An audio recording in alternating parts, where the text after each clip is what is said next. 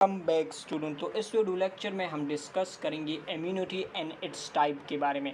तो अब देखिए, हम डेली लाइफ में एक्सपोज होते हैं डिफरेंट टाइप के पैथोजेंस को, जिसमें बैक्टीरिया, वायरस, पैरासाइट्स वगैरह आते हैं। तो ये पैथोजेंस जब हमारी बॉडी में इंटर हो जाते हैं तो ये हमारी बॉडी में क्या करती है, बेसिकली डिजीज़ को काज कर देती हैं।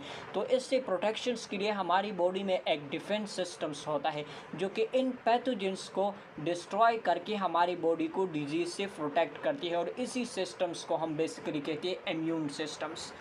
ये इम्यून सिस्टम हमारे पास बना होते हैं, इनमें कुछ सेल्स होते हैं जैसे मोनोसाइट्स है, मैक्रोपैजेस है, ल्यूकोसाइट्स वगैरह है। इसके अलावा यहाँ पर ऑर्गन्स भी होते हैं जैसे स्प्लीन है, थाइमस है, लिम्फ नोड्स है, बोन मैरो है। तो ये कुछ ऑर्गन्स है। इसके अलावा कुछ प्रोटीनिशियस सब्सटेंस भी होते हैं जिसको हम कहते हैं कम्प्लीमेंट्स प्रोटीन।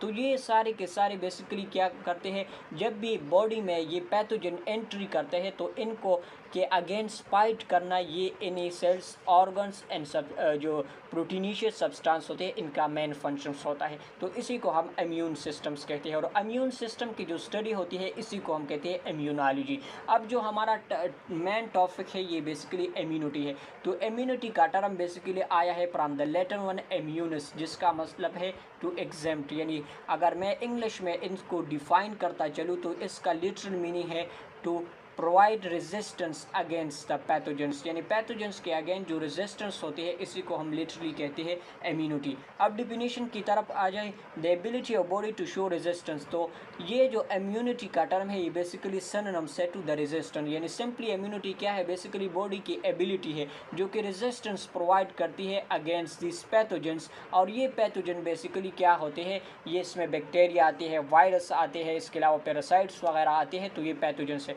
और पैथोजन को हम डिफाइन भी इसी तरह से करते हैं, यानी any substance that cause disease.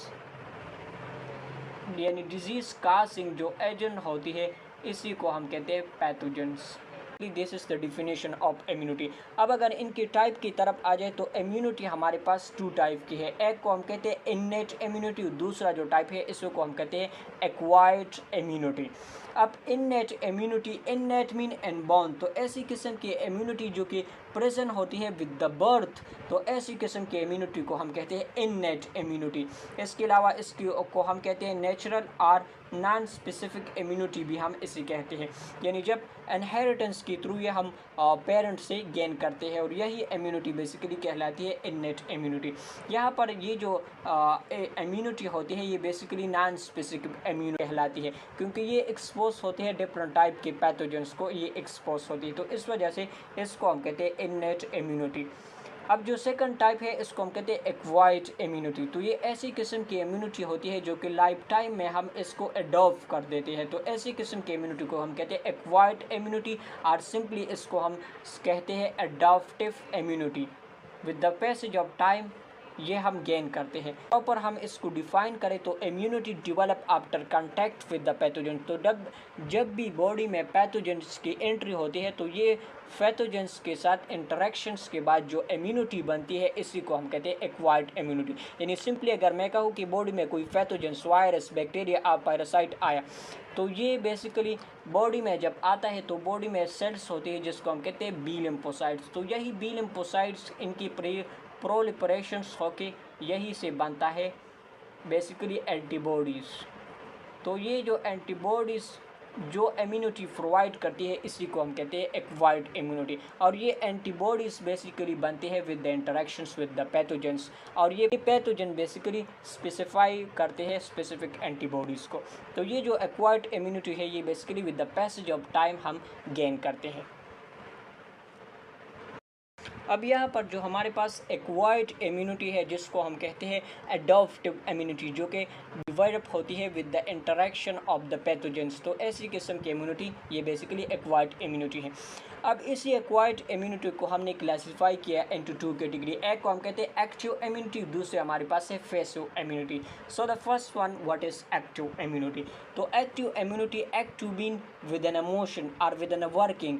तो ये ऐसी किस्म की इम्यूनिटी होती है तो जब भी बॉडी में पैथोजेंस आती है तो ये पैथोजेंस बेसिकली बॉडी की इम्यून सेल्स को एक्टिवेट कर देता है, जिसकी वजह से इनके अगेंस्ट बॉडी एंटीबॉडीज़ बनाते हैं। तो ऐसी किस्म की इम्यूनिटी को हम हम कहते हैं एक्टिव इम्यूनिटी, क्योंकि बॉडी एक्टिवली पार्टिसिपेट करती है for the destructions of the pathogens, तो इस वजह से इसको हम एक्टिव इम्यूनिटी कहते हैं। अब यहाँ पर देखें, when our own immune system produce antibody, अपनी ही बॉडी के जो सेल्स होते हैं, इम्यून सेल्स जो होते हैं, वो एंटीबॉडीज़ की प्रोडक्शंस करते हैं। यही एंटीबॉडी बेसिकली इन पैथोजेंस को डिस्ट्रॉय कर देता है। ये जो इम्यूनिटी होती है ये बेसिकली लॉन्ग लास्टिंग्स होती है। अब ये जो एक्टिव इम्यूनिटी है, इनको हम 3 तरीक़ों से ये बेसिकली डेवलप होती है। बाय हैविंग डिजीज़, तो जब भी हम डिजीज़ को एक्सपोज होते हैं तो इसी एक्सपोजर के साथ बेसिकली ये एक्टिव इम्यूनिटी डेवलप होती है। लेट्स सपोज एक इन्फेक्शंस, एक डिजीज़ एक पर्सन को हुआ, तो इस पर्सन में बेसिकली इनके जो पैथोजेंस था जिसने ये डिजीज़ काज किया था, तो इनके अगेंस्ट बॉडी में एंटीबॉडीज़ बनते हैं और यही एंटीबॉडीज़ बेसिकली ब्लड में रखते हैं। तो जब भी सेकंड टाइम में यही एंटीजेंस आता है तो बेसिकली फास्टली ये जो एंटीबॉडीज़ होते हैं ये इनके अगेंस्ट एक्शन करके इनको डिस्ट्रॉय कर देते हैं। तो फर्स्ट ये बेसिकली बाय हैविंग डिजीज़, तो एक्सपोजर के साथ ये इम्यूनिटी डेवलप होती है। इसके अलावा बाय सब क्लिनिकल इन्फेक्शंस वगैरह, तो पोलियो इन्फेक्शंस वगैरह है, यानी सिंपली अगर मैं कहूँ कि वैक्सीनेशन, तो ये वैक्सीनेशंस के थ्रू भी ये एक्टिव इम्यूनिटी बनती है। जब वैक्सीनेशंस हम करते हैं तो ये वैक्सीन को बेसिकली बॉडी रिकॉग्नाइज करते हैं एज एन एंटीजेंस और इसी के अगेंस्ट बनते हैं एंटीबॉडी। यही पैथोजन जब सेकंड टाइम बॉडी में आती है तो इनके अगेंस्ट ऑलरेडी एंटीबॉडीज़ बने होते हैं और ये बेसिकली सेकंड मेथड से जिसके थ्रू हम एक्टिव इम्यूनिटी को डेवलप करते हैं। Third one, by having kill micro organism or detoxified toxin, तो किल ऑर्गेनिज्म के थ्रू भी ये इम्यूनिटी डेवलप होती है।